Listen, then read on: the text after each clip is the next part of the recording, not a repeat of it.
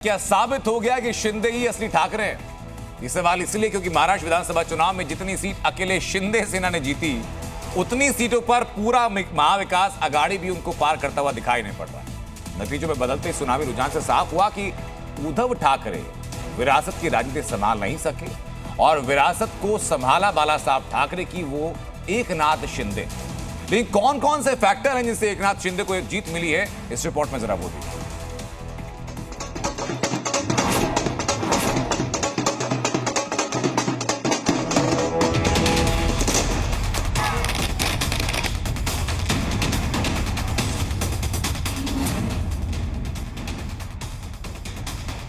ऐसा लगता है महाराष्ट्र के लोगों ने एकनाथ शिंदे को ही असली ठाकरे मान लिया, यानी शिवसेना का असली हकदार मान लिया। उद्धव ठाकरे को हिंदुत्व का एजेंडा विरासत में मिला था, लेकिन इस चुनाव के रुझान बता रहे हैं कि उद्धव ने जैसे सब कुछ गंवा दिया हो। उद्धव ठाकरे के हाथ अब खाली हैं। कैसे, इसे समझते हैं। दरअसल उद्धव ठाकरे विरासत में मेरी राजनीति को संभाल नहीं सके। वो छोटी छोटी चीजों में उलझे रहे और एकनाथ शिंदे ने पैरों के नीचे से सारी जमीन खींचकर महाराष्ट्र की राजनीति में ठाकरे परिवार को पैदल कर दिया। बाला साहब ठाकरे जी की विचारधारा वाली जो शिवसेना है, शिवसेना भाजपा की गठबंधन वाली जो शिवसेना है, एक विचारधारा वाली शिवसेना आज लोगों ने तय कर लिया है। कौन है, मैंडेट दिया है लोगों ने। आज अभी तो मुझे लगता है वो तो अभी उनको तो हम कैसे रोकेंगे, वो तो और कुछ ना कुछ बोलते रहेंगे, लेकिन जनता की अदालत में जाने के बाद उनको भी दिखाया है और हमें भी दिखाया है। सवाल कई हैं, लेकिन सबसे बड़ा सवाल है कि क्या उद्धव ठाकरे की राजनीति खत्म हो गई? एकनाथ शिंदे महाराष्ट्र के सियासी बैटल के सबसे बड़े खिलाड़ी बनकर उभरे, जिन्हें चुनाव के दौरान मंचों से उद्धव ठाकरे और उनके बेटे आदित्य ने गद्दार कहकर हर बार संबोधित किया। लेकिन अब लगता है कि महाराष्ट्र के लोगों ने गद्दार को ही असली हकदार मान लिया है। लोगों ने एकनाथ शिंदे जी को रियल शिवसेना के रूप में स्वीकार कर लिया है। बाला साहब ठाकरे की हिंदू हृदय सम्राट शिवसेना प्रमुख बाला साहब ठाकरे की जो शिवसेना है, उसकी लेजिटिमेसी ये एकनाथ शिंदे जी को मिली है। 23 नवंबर यानी महाराष्ट्र के चुनावी नतीजों का दिन जब रुझान सामने आए तो शिवसेना यूबीटी के पैरों के नीचे से जमीन खिसक गई। महायुति के पक्ष में जनता ने भर भर के वोट दिए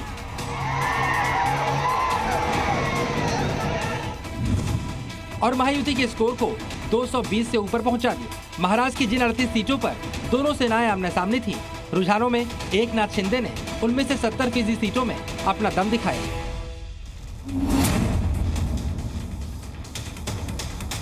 सवाल है, क्या उद्धव का बड़बोलापन उन्हें ले डूबा? लगता है महाराष्ट्र के लोग दोनों नेताओं एकनाथ शिंदे और उद्धव ठाकरे को उनकी भाषा और छवि की कसौटी पर भी कस रहे थे और वहां पर उद्धव ठाकरे नकली और एकनाथ शिंदे असली साबित हुए। गद्दार, रावण और तलवे चाटने वाले से लेकर उद्धव ठाकरे ने एकनाथ शिंदे को न जाने क्या क्या कहा, लेकिन एकनाथ शिंदे उतना ही बोले जितना जवाब देना जरूरी लगता था। उद्धव के बयान पर एकनाथ शिंदे ने बहुत सधा हुआ रिएक्शन दिया।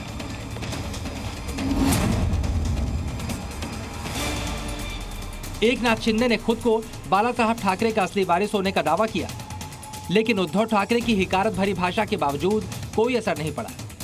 लाल रंग के सोफे पर बाल ठाकरे की तस्वीर रख चरणों में घुटनों के बल बैठकर एकनाथ शिंदे बाला साहब को देवता की तरह पूजते रहे और असर इतना ज्यादा हुआ कि लोग एकनाथ शिंदे के साथ हो गए और उद्धव ठाकरे मन महसूस कर रहे थे। रुझानों में एकनाथ शिंदे को अकेले दम पर जितनी सीटें मिलती नजर आ रही हैं, वो पूरी महाविकास आघाड़ी से ज्यादा है और उद्धव ठाकरे के हिस्से में इज्जत बचाने लायक सीटें भी नहीं आ रही। मातोश्री में बैठकर भी उद्धव ठाकरे को मालूम होना चाहिए कि महाराष्ट्र की राजनीति में शिवसेना पार्टी विद डिफरेंस कट्टर हिंदुत्व की राजनीति के बूते ही हुआ करती थी। ज्यादा प्रयोग उनके हिस्से की पार्टी के ताबूत में आखिरी कील साबित होते दिखाई दे रहे हैं। अब तो बीजेपी के साथ जाने की बातें भी जैसे खत्म हो गई हैं, जो चुनावों के दौरान काफी चर्चा में थी। साथ ही एक बात तो पक्की है, अगर ठाकरे परिवार ने बाउंस बैक की कोशिश नहीं की तो मानकर चलना होगा कि महाराष्ट्र ठाकरे परिवार मुक्त हो चुका है। ब्यूरो रिपोर्ट, जी मीडिया।